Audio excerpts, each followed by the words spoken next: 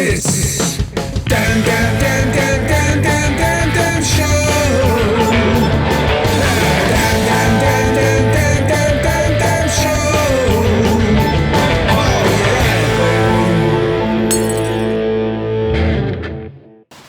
yeah. Oi oi, PG here. Hope you're all bearing up well in these benighted times. Much like many of you, I've been having a bit of a clear out, and last night I found this stack of cassette demos from 1980 and 1981 that I did on this quaint thing, which is a Tascam 4-track Porter Studio. Now, I actually bought the very first one in the country in 1979, I think. My best mate at the time was James Hayman Scott, the guitarist for 10 years, and he phoned me up in great excitement and saying, "You will never guess what, we can now record at home. TIAC have invented this thing called a Porter Studio, 4-track recorder." 4 tracks is of course basically what the Beatles had to do with Sgt. Pepper. So he made the mistake of telling me where it was. It was in a shop called REW Audio Visual on Tottenham Court Road in London. So I thought, all right, yes, son, I'm going to beat you to it, because he was after it as well. So I hot-fuzzed it on the tube down there. I think it was about £400. Offered them £100 more, as it was a demo version, and they sold it to me. So I actually had the very first one in the country. This isn't it. This is the Tascam 424. And it's only the third one I've ever had.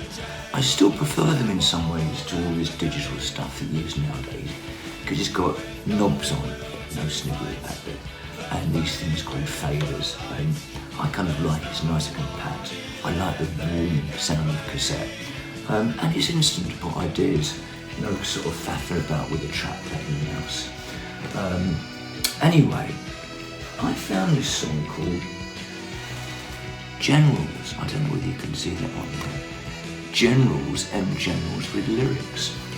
So I played it, and I actually found the original demo that I recorded in the little old cottage I lived in back in 1980, near Fiore Giles, where I am now. So I thought I'd give you a spin through of how it was actually recorded, and you can also hear Mr. Roman Jug, who I'd met a few months previously at a hot gossip gig, or a bit of a risque dance troupe at the time. At a gig in Pontypridd Polytechnic, I think. Anyway, we both got roaring drunk. He said, "We love the Dan, blah, blah, blah." I invited him round to my house to record some demos on one of these things. And in return, he'd feed my cats when I was away on tour, and add little bits of guitar to songs that I was writing. So, should we start? Right, here we go. Now, what we used to do, because there's only 4 tracks, you had to be a bit creative. So, the state-of-the-art drum machine at the time was a thing called Dr. Rhythm.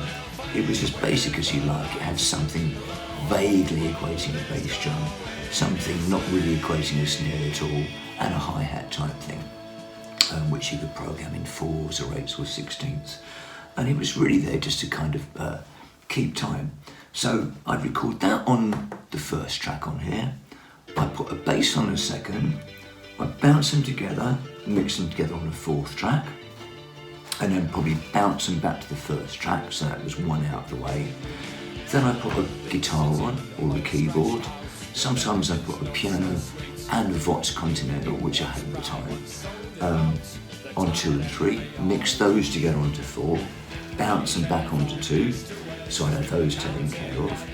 Then I might put another guitar on, bounce them all together onto a stereo tape, put the stereo tape back into channels 1 and 2 on here, which would leave channels 3 and 4 for putting some vocals on, which is exactly what I did on this. Here's the Dr. Rhythm. Great, isn't it? We'll come to bass in a minute. So that's the bass and the drum machine gets together.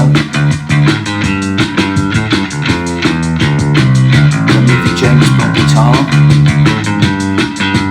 Where's that?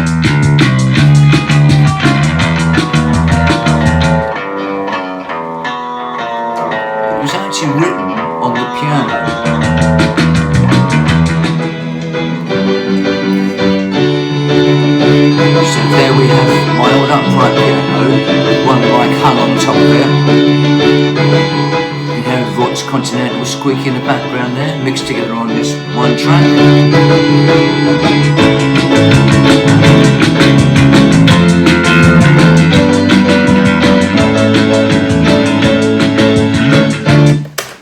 Now, you might kind of, I really like those chords that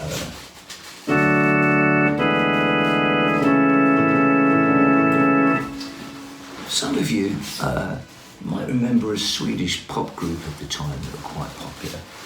I won't mention their name.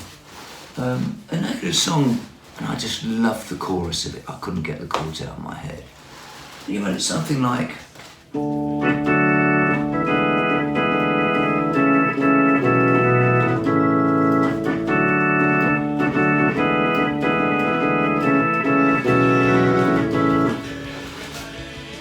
I will say no more. Anyway, you can't keep a good song down. Let's continue.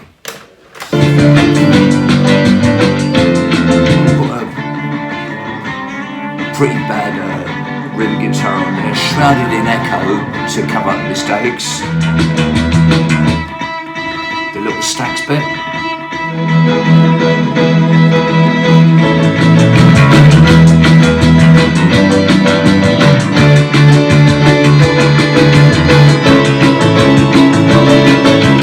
So there we have the bones of Generals. Drum machine and bass on one channel, a keyboard, a piano and a Vox Continental organ mixed on 3, little guitar lines on channel 2, and a very badly played rhythm guitar on channel 4. Now we'll sweep forward. I'll mix them together onto 2 tracks, leaving 2 for the vocals. Right, so here we are. We've got the stereo mix now that I did on a normal cassette player. On the trusty TDK cassettes that we all used back in the day. I appear to record it over Blue Oyster Cult. Never mind, never to be heard again. So, let's see what we got. We'll have stereo mix left and right onto these channels, leaving 2 for me to put the vocals on. And it's probably struck me that you probably never heard my vocals before in such a bare way. Aren't you lucky? A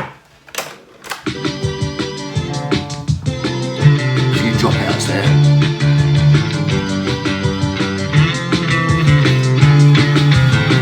Big city all scratched out. There we go. Revenge is not 2 so vocals sweet. tracked together there. One's proud, one sold you out. The time they are weak. And then They came from east to west, harmony counting one there. up the cost. Rest are soon to arrive. They know that all is lost, and only the wounded remain. The generals will hold every game, with no will to fight. so there we go. That's the vocals completed. With the mix of all the other stuff that I did before. The main difference between the demo and the recorded version that we did at Rockfield for Strawberries is the middle section. And I kind of envisaged this kind of like organ requiem type part for it.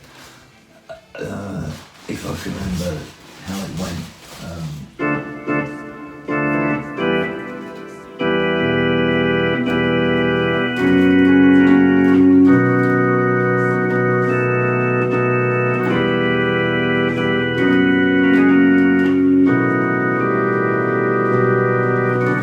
Something like that.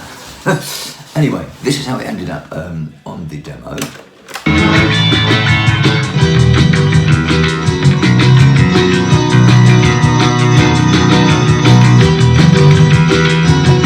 It's a bit jolly for a record, isn't it? So, somebody had the bright idea in the studio to do that middle section half time, which is what you can hear on the finished recording and which works really well.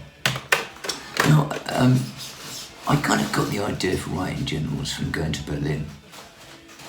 I've been there a couple of times with Eddie and the Hot Rods touring there. And I'd always been fascinated,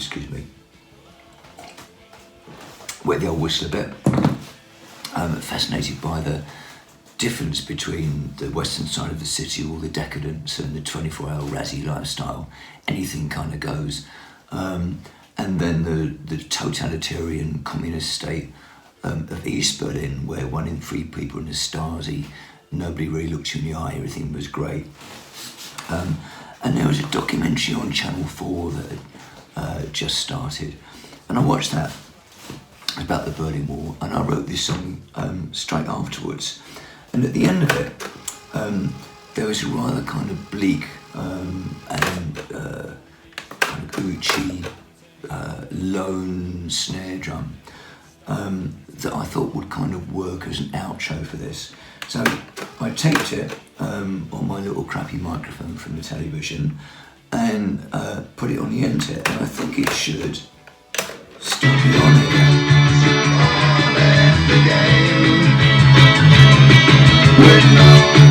There is little bits of which you can hear that he popped on at the end.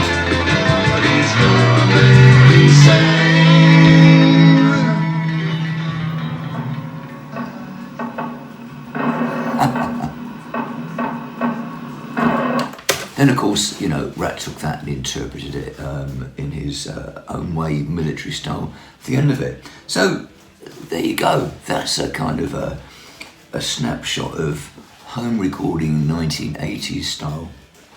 And, a bit of an insight as to how I came to write Generals. Hope you enjoyed it. I certainly enjoyed going through it. I've not played this tape for, probably 40 odd years, 38 years. So, bit of a find now. I'll have to go through the others and see what's there. Anyway, back to the modern world.